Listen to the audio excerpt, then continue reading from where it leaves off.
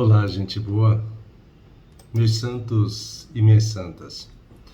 Hoje nós celebramos o segundo domingo de Páscoa, que também é celebrado, então, o Domingo da Divina Misericórdia, e que muitas comunidades, então, dão uma ênfase especial também nesta festa.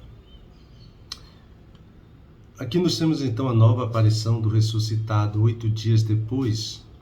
Então faz com que também Tomé, que não estava com os demais apóstolos na tarde do primeiro dia da semana, para que ele possa então se encontrar com Jesus ressuscitado e proclamá-lo Senhor e Deus.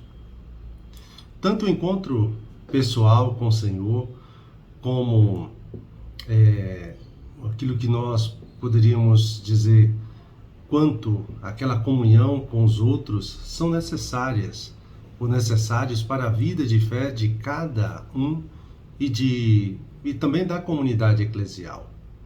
A comunidade não é uma ideia bonita, nem um ideal impossível, mas uma realidade que se traduz na comunhão e também na partilha. Assim como os primeiros cristãos, que estavam unidos e tinham tudo em comum, nós também podemos traduzir em realidade a proposta de Jesus. Porque a caminho da fé, ou seja, a caminhada da fé, começa com a regeneração batismal e só terminará com a manifestação gloriosa do Senhor, quando nossa miséria será acolhida então pela divina misericórdia. Depois da primeira aparição a Maria Madalena, aquilo que nós temos no capítulo 20, versículos de 1 a 18, Jesus aparece agora ao grupo dos 10 discípulos. Falta Judas, o traidor, e Tomé, que não está presente. A comunidade ainda não fez a experiência do encontro com o ressuscitado. E por isso, ainda está com medo, com as portas fechadas. Uma semana depois, temos um novo encontro e dessa vez Tomé está presente. A saudação através do Shalom, o sopro do Espírito Santo, o perdão dos pecados, a reorganização dos 12, são todos os elementos que evocam o desejo de Jesus de reconstruir a unidade da comunidade.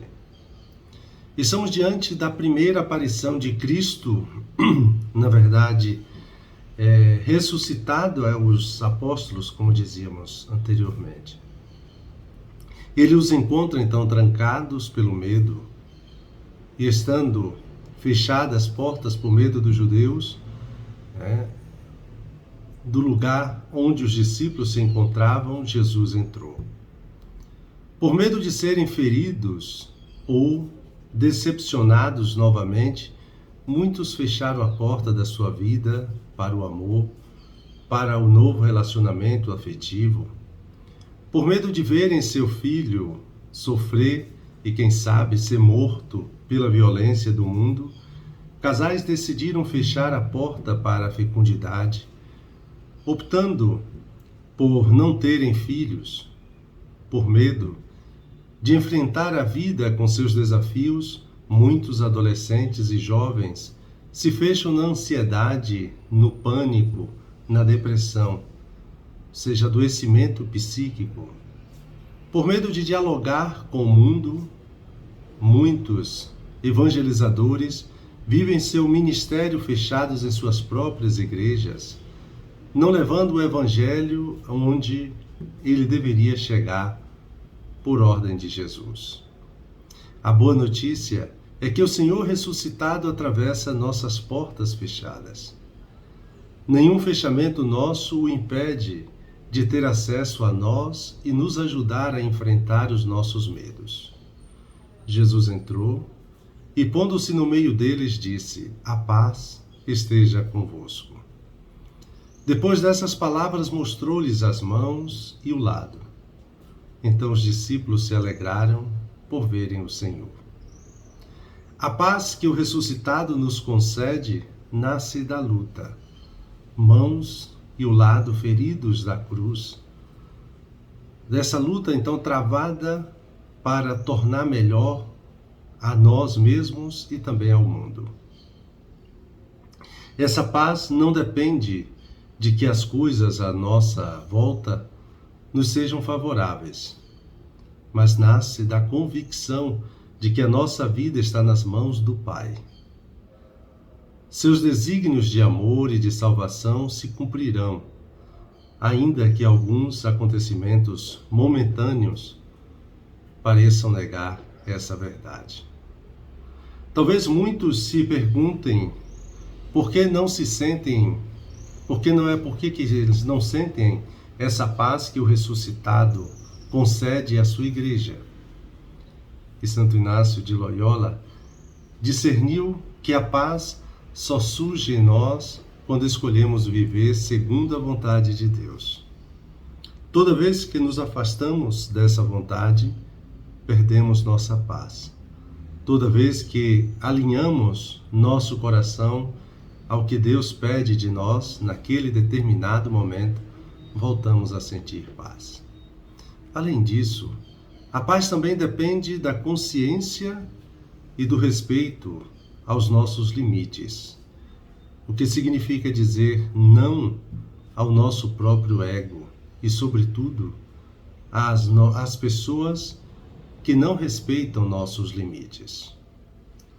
Além de nos trazer paz, o ressuscitado nos concede o dom do Espírito Santo. Ele já havia sido prometido a nós antes de Jesus morrer na cruz. Segundo o próprio Jesus, o Espírito Santo é nosso advogado, defensor, a força do alto que nos sustenta em nossas lutas, sobretudo espirituais. Aquele que nos conduzirá à verdade plena. Só através do Espírito Santo podemos experimentar o ressuscitado junto de nós, assim como a presença do Pai em nós. Enfim, como afirma o apóstolo Paulo, devemos saber que não recebemos um espírito de medo, mas de força. Ele é a garantia da nossa ressurreição. Mas esse 8º dia, após a Páscoa, tem ainda uma outra razão de ser. Nossa fé está ferida. Tomé não estava com os outros discípulos quando Jesus veio. E aí ele diz: se eu não vir a marca dos pregos em suas mãos, se eu não puser o dedo nas marcas dos pregos e não puser a mão no seu lado, não acreditarei. Tomé exige uma revelação particular, uma experiência pessoal. Não lhe basta o testemunho da igreja, o anúncio da palavra. Isso é incompreensível e acontece com qualquer um de nós. Todos nós precisamos ter um encontro pessoal com Jesus. O problema é que ninguém pode produzir no outro o dom da fé. Esse dom só pode ser concedido pelo Pai.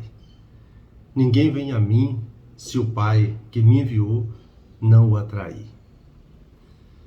Jesus não nega a Tomé o que ele sente, aquilo que ele sente, essa necessidade para crer, mas lhe faz uma advertência. Põe o teu dedo aqui e olha as minhas mãos. Estende a tua mão e coloca-a no meu lado. E não sejas incrédulo, mas fiel. Não seja incrédulo. Não condicione a sua fé ao ver, ao entender, ao tocar, ao sentir. Não se escandalize pelo fato de sua fé ser uma fé ferida, pois eu, ressuscitado, trago em meu corpo glorificado as feridas da minha cruz. Minha igreja é uma igreja ferida, porque só uma igreja ferida pode se compadecer e se colocar junto às pessoas feridas. Eu, o seu Senhor e Salvador, sou um Deus ferido porque só um Deus ferido pôde salvar uma humanidade ferida. Só uma pessoa que passou pela dor tem uma palavra significativa para falar a quem está na dor. Muitas situações ferem a nossa fé, pois foram feridas pela morte do filho, casais foram feridos pelo fim do relacionamento, filhos foram feridos pela separação dos seus pais, crianças foram feridas pela ausência paterna ou materna, ou pior ainda, por abusos sexuais. Famílias são diariamente feridas pela dependência química, pela agressão física ou verbal, pelo empobrecimento e pela fome. As novas gerações estão feridas pelo adoecimento provocado pelo vício nas redes sociais. Escolas estão feridas por ideologias extremistas. Enfim, nossa sociedade está ferida pelo ódio e pela crença na força destrutiva das armas.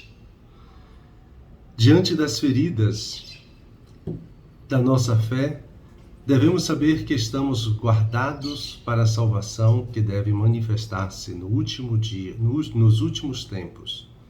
E isso é motivo de alegria para nós, embora seja necessário que agora fiqueis por algum tempo aflitos por causa das várias provações.